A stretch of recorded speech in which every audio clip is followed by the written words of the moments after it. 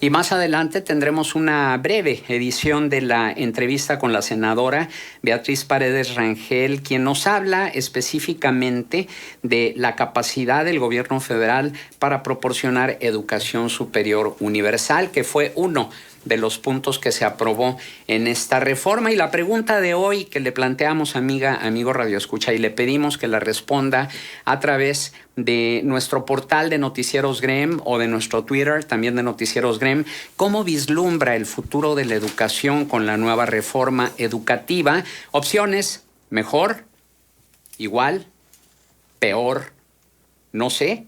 O si tiene usted una opinión más amplia, compártala. 711-0260, WhatsApp 8717-3617-99.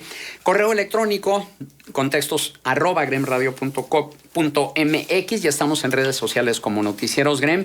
¿Quiere usted un contacto directo con los conductores de este programa?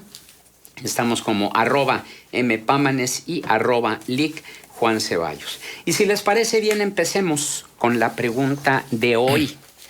¿Cómo vislumbran ustedes el futuro de la educación con la nueva reforma educativa? ¿Cuáles son los pros, los contras? ¿Cuáles son los puntos que pudieran hablar de un avance de nuestro sistema de enseñanza?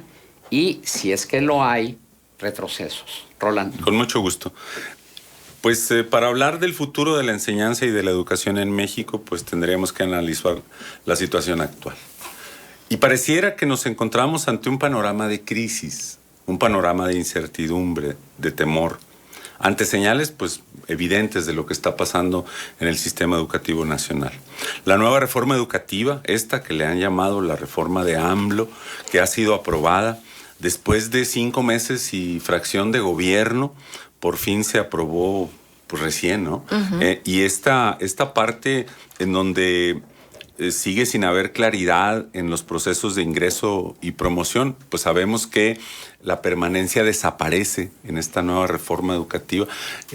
La cuestión de la permanencia, que era lo que se implementaba a través del servicio profesional docente, desaparece, ¿no? Al parecer, bueno, le van a hacer algunos procesos de ingreso y de promoción van a continuar, pero la reforma tal y como se aprobó ahora trae asuntos indexados muy importantes que yo quisiera analizar más allá del aspecto legal, licenciado. Es decir, hay un asunto de nuevo modelo educativo que no ha sido profundamente analizado. Este nuevo modelo educativo que fue aprobado en agosto del 2018. Estamos aproximándonos al primer año de terminación del nuevo modelo. Y yo les pregunto a los maestros en Durango, les digo, oye, ¿cómo vas con el nuevo modelo? ¿Con el nuevo qué? O sea, no hay ni siquiera conocimiento de lo que está pasando con este asunto de las modificaciones que se hicieron. Y entonces, estas modificaciones vienen de manera extraordinaria con cosas que no aparecían antes, ¿no? El mismo Esteban Moctezuma lo ha dicho. Se incorpora y se privilegia el civismo, algo que había desaparecido. El asunto del humanismo. La filosofía humanista y las socioemociones, que le llaman. Hay profesores que no saben qué es eso, ¿no? Formar para la vida y no solo para el trabajo. Aspectos como el arte, el deporte, la cultura, dejan de ser co-curriculares o dejan de ser aspectos de carácter transversal, etcétera, y se vuelven curriculares dentro del programa, ¿no? Y algo que ha mencionado mucho el secretario de Educación ahora, que es la cuestión de la integralidad. Y tú le preguntas a los profesores que están frente a grupo y no saben qué es eso. Es decir, el enfoque de formación ahora con el nuevo modelo educativo es hacia la integralidad. ¿Qué significa? Que no es suficiente con que el alumno sepa algo a nivel conceptual o a nivel declarativo. sino que ahora es importante que haga algo con aquello que conoce, pero que además de eso que hace y que sabe se imprima en su personalidad. Que ese debe ser el objetivo de la educación. Así es. ¿Qué voy a aprender? Y eso que voy a aprender, ¿en qué lo voy a aplicar? ¿En qué lo voy a aplicar? Y eso cómo se va a reflejar en mi personalidad. Y eso cómo me va a permitir a mí convivir y compartir con los otros. Para que no esté el conocimiento como separado de la persona. O parcializado. Pero, a ver, Rolando, ¿Cómo baja toda esta información hacia el profesor de aula, hacia el profesor que está en la colonia en las situaciones más difíciles en el país o en el rancho más alejado en la sierra? ¿Cómo baja? No baja, ese es el problema. O sea, el asunto es que nosotros como que van en dos carriles. Por un lado va el gobierno y la secretaría y las decisiones cupulares, etcétera, y el profesor pues allá en la sierra. ¿Y cómo debería de bajar? Debería de bajar cómo debió hacerse muchas cosas en este sistema educativo nacional. Primero teníamos que haber capacitado y luego evaluar, ¿cierto? Primero se evaluó y luego vemos cómo averiguamos el otro asunto. Primero se aprueba, Marcela, el nuevo modelo educativo y luego vemos cómo capacitamos al profesor. Entonces tú le das un paquete de lineamientos y de cosas al profesor y entonces ahora usted tiene que trabajar el arte, la cultura y el deporte a través de clubs. Clubes dentro de la escuela, ¿cierto? Y entonces, ¿qué haces con eso? Eso hace que el profesor pues haga lo que puede con lo poco que tiene. Vamos a hacer una pausa, son las 9:16 y escuchamos de regreso al profesor José Luis Ansúrez, miembro del Movimiento Magisterial de Coahuila, con su opinión de cómo vislumbra el futuro de la educación con la nueva reforma. Sigue la nueva reforma. Nuestros invitados, José Luis Ansúrez, miembro del Movimiento Magisterial de Coahuila, y Rolando Cruz, doctor en Educación. Participación del auditorio por WhatsApp, se comunica Francisco Mendoza, dice, a propósito de la pregunta de hoy, ¿cómo vislumbra el futuro de la educación con la nueva reforma educativa? Dice Francisco Mendoza, ¿cuál futuro? La educación que se negocia es educación perdida. También por WhatsApp dice, muy buena exposición del maestro Valdés Pérez Gasga en el TEC de Monterrey. Felicidades, saludos también al maestro Álvarez Mesta. Igualmente por tweet, a propósito del tema de la mesa de análisis, Francisco Villa Zapata dice, con estas reformas del nuevo gobierno vislumbro parásitos en las aulas, un retroceso a la educación, una plataforma para adoctrinar a los niños y jóvenes, rehenes de los caprichos de un ignorante narcisista que encabeza el gobierno, dice Francisco Villa Zapata. Profesor José Luis Ansúrez, ¿cómo vislumbra usted el futuro de la educación con esta nueva reforma?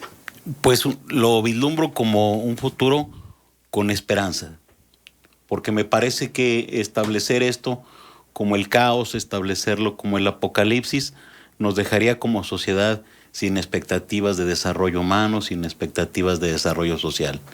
Me parece también que estamos hablando de un proceso, la reforma es un proceso, como todos los otros que estamos viviendo, y que requiere de la participación de todos, no de una sola persona que sea la que define. Y en ese sentido me parece que muchos de nosotros como ciudadanos estamos obligados a participar, y de las mejores formas en que podemos hacerlo es en tener el acceso a la información, porque ahorita estamos diciendo, pues van a vender las plazas, lo que van a hacer es a dejar las escuelas como están. Pues evidentemente que no, el punto de referencia que tenemos son los acuerdos de la iniciativa, el dictamen que han aprobado las autoridades, los legisladores, y que precisamente tiene que partir de esta pregunta que hacía el licenciado Ceballos y que abordaba Rolando en la anterior participación. El objetivo mismo de la educación, ¿qué es lo que se va a aprender en las escuelas? Pero lo complementaríamos con otras preguntas, ¿quién lo define? Porque entonces estamos hablando de pensar quién hace la lista y pocas veces pensamos en quién define el currículum. Estamos exigiendo, ya no se van a evaluar los profesores, decimos sin saber, porque en la Gaceta Parlamentaria del 8 de mayo, pues están todos los puntos que ya de alguna manera Rolando estaba expresando y que me parece que son importantes. pero no está el proceso en el mismo lugar en el que estaba durante todo el sexenio pasado. Era inconcebible pensar que organismos internacionales van a hacer la lista de contenidos que van a aprender los niños y con los que se va a evaluar los profesores. Pero no es un afán de estandarizar el conocimiento en el mundo entero, o no, o no lo podemos tomar desde esa manera. Precisamente que hacerlo. O sea, entonces como ciudadanos no podemos participar de esta situación en la definición de la estandarización esa. O sea, precisamente la estandarización es un proceso que va en contra de los seres humanos. Cuando nosotros platicamos con los padres de familia, porque de entrada tengo que expresar mi posición, y mi posición es a favor de los padres de familia y de reconocimiento a los profesores, porque los profesores durante todo el sexenio pasado estuvieron sentados en el banquillo de los acusados y denostados, como bien lo dijo el doctor Rolando hace un instante. Antes de prepararse, antes de capacitarse, evalúenlos, y si no sirven su desempeño, córranlos. O sea, ¿cuál fue la mano que determinó esto? ¿Y por qué asumirlo? Afortunadamente hay una participación de todos los mexicanos en esto, y hay otra condición que nos habla precisamente de un proceso y no de la estandarización y del control solamente. Pero hay una cosa, y un poco como abogado del diablo, que no se supone que ya están preparados para poder estar al frente del aula. O sea, ¿por qué además de todo tienen que capacitárseles? Entonces, ¿por qué los contrataron? Bueno, yo creo que como en todas las profesiones hay un proceso de formación inicial, y ese proceso de formación inicial tiene que ser un proceso que tiene que ser cuidado con la formación continua, con el apoyo del Estado. Y si somos un poquito, recordamos, mejor dicho, la base de la reforma durante el sexenio del 2012 al 2018 era muy sencilla, y digo no sencilla, simplista. La calidad depende del desempeño de los profesores.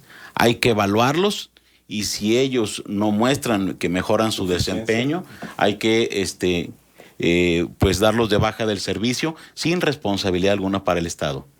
Y yo Pero creo esto quedó fuera. Sí, por supuesto, porque bueno, estamos hablando de cambios, y a mí me parece esto un buen cambio, porque la educación no puede estar basada solamente en un solo factor, en una sola variable. ¿Cuántos de los profesores que reprobaron esas evaluaciones tenían más de 30 años? Pues no tengo la estadística, me parece. Sí, Rolando. No, lo que sucede es que la ley, cuando la implementamos, miren, la verdad es que cada estado, cada entidad federativa lo aplicó. Platicábamos José Luis y yo, que cada quien lo aplicó como bien pudo y bien le pareció. Había una regla escrita con letras chiquitas que decía: evalúese a los profesores entre 6 y 26 años de servicio, no más. Ese era el rango. Y digo con letras chiquitas porque no aparecía en la ley, aparecía en la operatividad del servicio profesional docente. ¿Por qué de 6 a 26? Porque de 6 se supone que ya tienen más de 5 años de servicio y ya pueden ser evaluados. Y hasta 26 porque los de 26 en delante ya se van, ya se jubilan y tal cosa.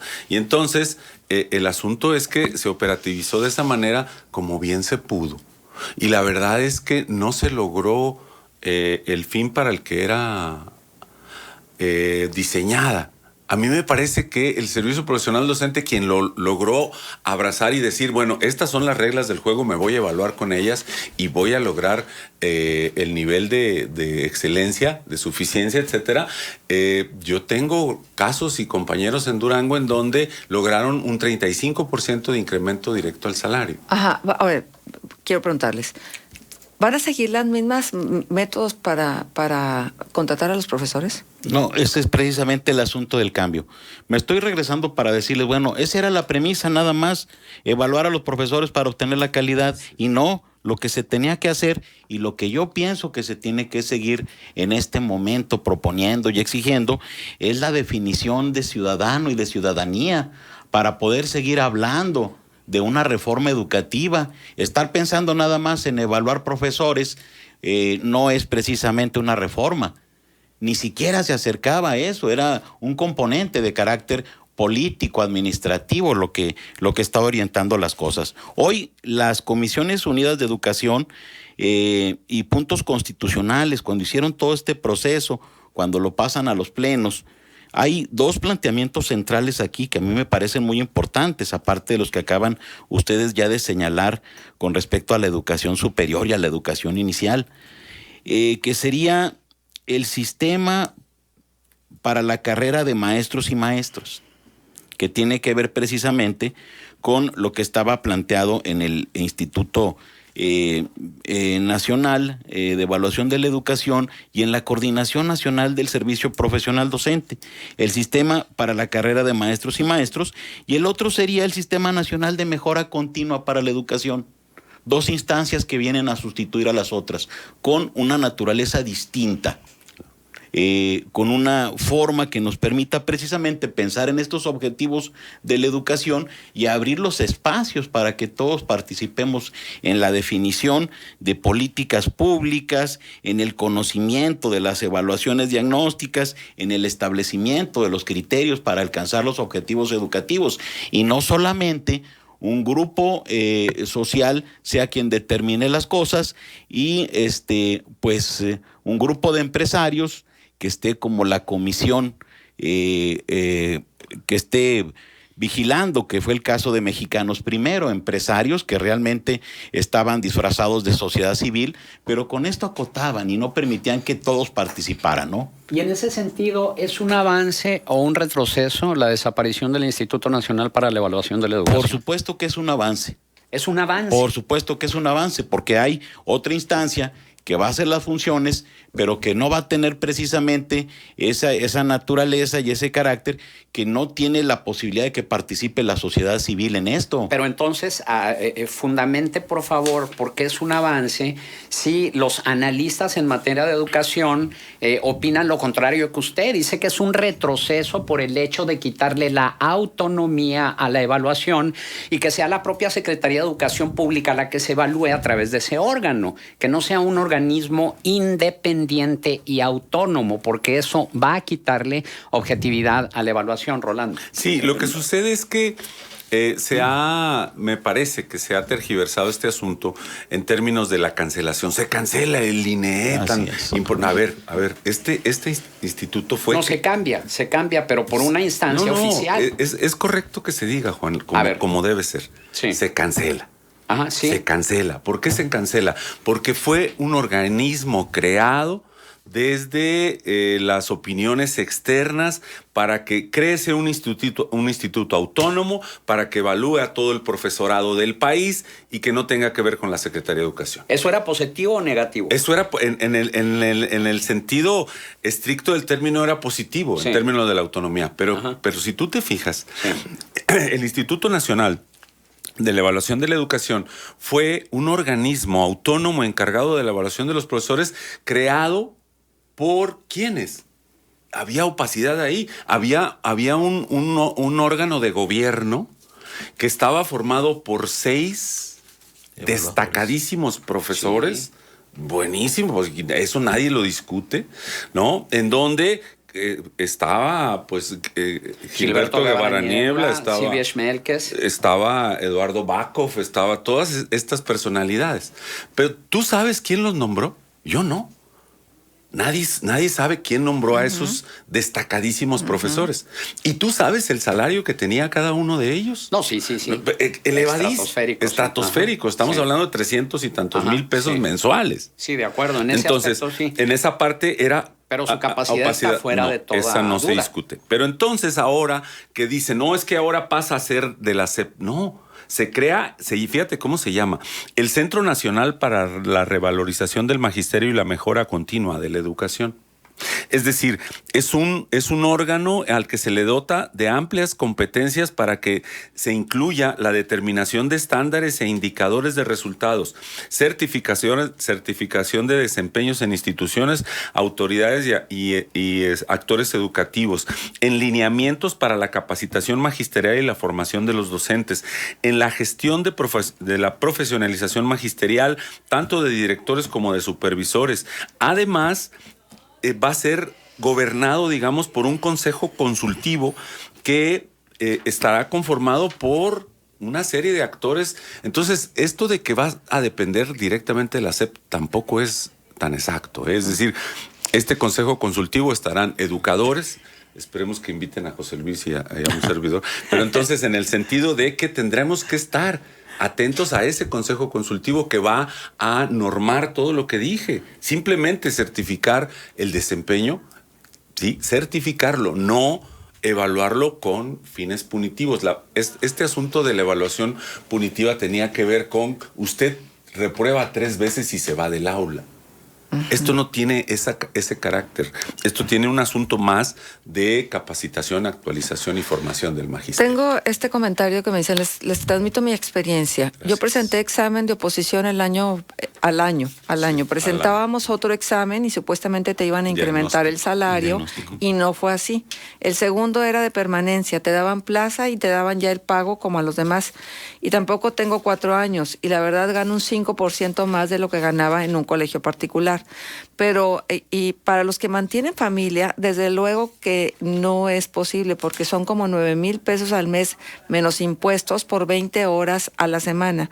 A mí me parece perfecto que se evalúe, pues lo que no se evalúa no se puede medir. Claro que se va a evaluar, pero yo les digo otra vez, eso con todo respeto lo digo, licenciado, de que dicen que ya no se va a evaluar, de que dicen que ahora va a haber dependencia. Bueno, pues en el dictamen aprobado el 8 de mayo está el planteamiento clarísimo. El Sistema Nacional de Mejora Continua de la Educación es un organismo público descentralizado, con autonomía técnica, operativa, presupuestaria y de decisión y de gestión, con personalidad jurídica y patrimonio propios. Y además tiene un consejo ciudadano que está precisamente encargado de una tarea de vigilancia, de acompañamiento de esto. Entonces, a mí me parece que hay beneficios importantes para la sociedad entera. No es una reforma la que se esté planteando únicamente con una variable, sino con una posibilidad, que hay muchas cosas que se tienen que mejorar, claro,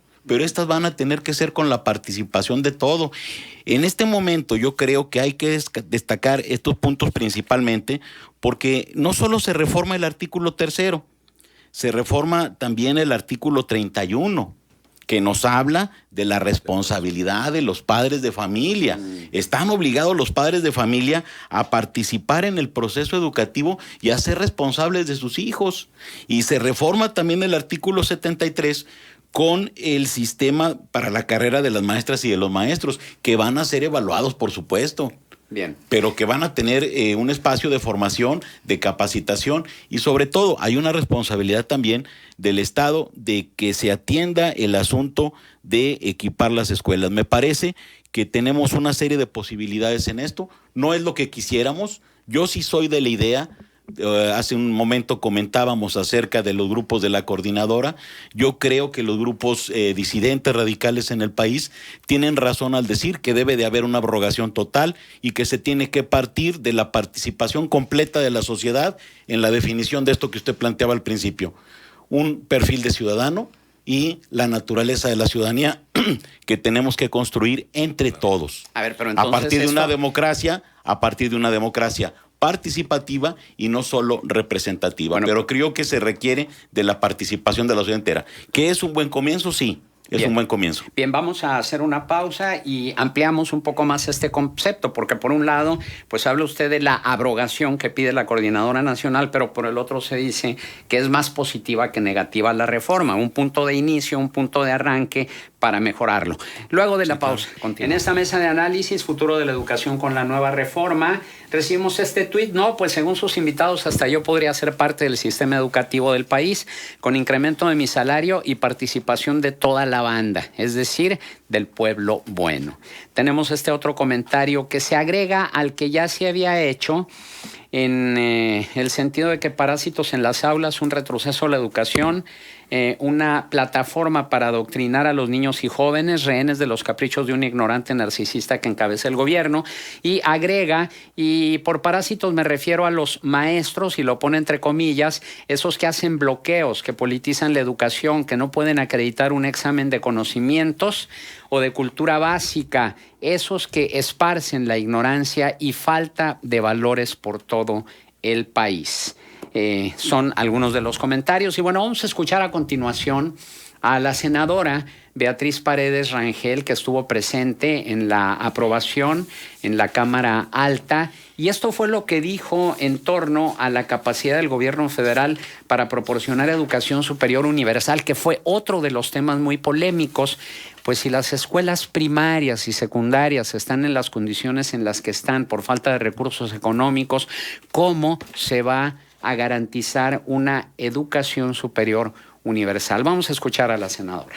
Sobre este punto en específico, ¿estamos preparados o está preparado el país? ¿Hay la situación financiera suficiente como para poder garantizar la educación universitaria universal, valga la redundancia, una educación universitaria para todos, cuando todavía existen graves carencias en el sistema de educación primaria, secundaria y preparatoria? Yo creo que no estamos preparados. Yo creo que es fundamental que a este marco jurídico el gobierno de la República corresponda con un análisis realista del gradualismo con el que lo va a aplicar. Esa fue una de nuestras insistencias. Nosotros exigimos que nos presentaran el acompañamiento presupuestal. Y una de las modificaciones que se lograron en la Cámara de Diputados y que nosotros perfeccionamos fue la creación de un nuevo fondo con recursos federales que le den sustento al avance y a la aplicación de la reforma. Incluso en mi intervención en lo general, en el Pleno, yo señalé que planteamientos jurídicos ideales sin respaldo presupuestal pueden convertirse en demagogia. Y es una de las mayores preocupaciones el que verdaderamente haya sustentabilidad presupuestal, no solo para el tema de la educación superior, sino para la optimización de la educación básica, para la infraestructura que requieren las escuelas. Ese es el gran desafío de esta reforma, que se acompañe con el soporte presupuestal necesario. Tiene usted toda la razón. Bien, esto fue lo que dijo la senadora Beatriz Paredes y tenemos más participación del auditorio por WhatsApp. Buenos días, con reforma o sin reforma el magisterio hace lo que quiere. Mi hija de 7 años está en una escuela de tiempo completo y lo pone entre comillas, y el 50% de las veces la hora de salida es a la 1 de la tarde y el otro 50% es a las 11 o 12 del mediodía, según sean las ganas de los maestros, nos dicen por WhatsApp. Y bueno, un tema importante, el de la no reprobación. Y que también levantó una serie de comentarios, es decir, no reprueban los niños de primero y segundo de primaria. Rolando. Sí, gracias. La situación con eliminar la reprobación en los primeros grados de primaria, incluso se mencionó, y en preescolar. A ver, en preescolar no se reprueba de entrada en ninguno de los casos. De hecho, preescolar es el único nivel educativo en México en donde se evalúa en el más amplio sentido de la palabra, porque no se califica. Es decir, los niños de preescolar no tienen calificaciones, tienen escalas estimativas de logro educativo. Ese es diferente el asunto.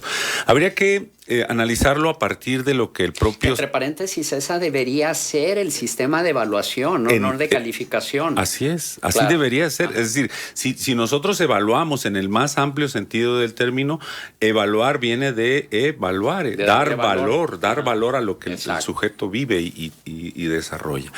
Pero entonces... Para analizar este aspecto de la reprobación y la eliminación de la misma en los primeros grados de primaria, la reacción fue viral, la reacción fue muy fuerte pues hacia esto. El propio secretario de Educación rechaza que sea una medida laxa.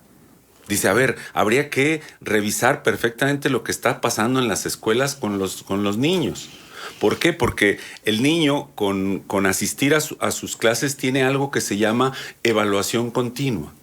Es decir, ellos van con sus tareas, sus participaciones, sus trabajos, sus presentaciones, etcétera. Hay evidencias de conocimiento, hay evidencias de desempeño, hay evidencia de producto, hay evidencia de actitud inclusive. Todos los días. Todos los días. Entonces ellos, lo que pareciera que los papás y las mamás, algunas papás y algunas mamás dicen es, no, pues qué bonito, entonces es un retroceso. No, y esto ya se venía haciendo. Lo que pasa es que ahora es un acuerdo publicado en el Diario Oficial de la Federación por parte de la SEP, donde dice, se acreditan con solo asistir y haber cursado el grado correspondiente.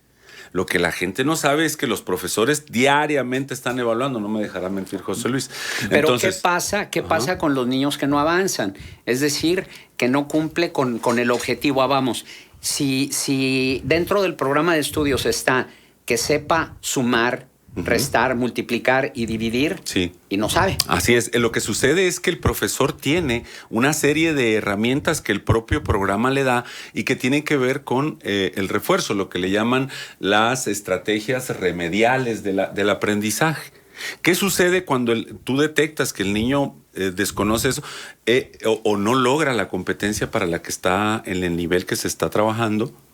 Entonces lo más fácil es repruébeselo y que repita el grado. No, lo que tiene que hacer es refuerce, remedie, utilice monitoreo con los alumnos que ya aprendieron. Esto implica una educación más personalizada. Así entonces. es, esto implica un esfuerzo, o sea, y es un esfuerzo en los profesores.